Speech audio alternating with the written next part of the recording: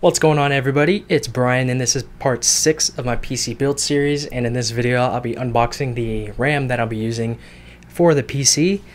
Here we have the G.SKILL Ripjaws X 4GB x 2 memory modules. Let me give you a closer look at the packaging. Not really a whole lot to show you with the unboxing, but I figured I could give you a close look at the sticks themselves once I get it out of the packaging. But each stick has a capacity of 4 gigs. It is PC3 at 1600 megahertz, PC3 12,800. There's some of your timings right there if you'd like to look at those. So let's go ahead and open up the packaging and take a closer look at the memory modules themselves. So the reason I went with these RAM sticks is that the overall color scheme in my PC is going to be black and blue, and these RAM sticks actually fit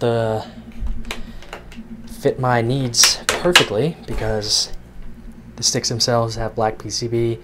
Then you have the blue heat spreader, which actually looks quite nice.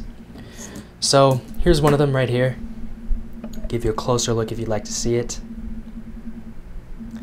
Looks very nice. This is going to look very good with the MSI Z68A GD80 motherboard that I'll be getting, so everything's going to be black and blue, which is going to be very nice.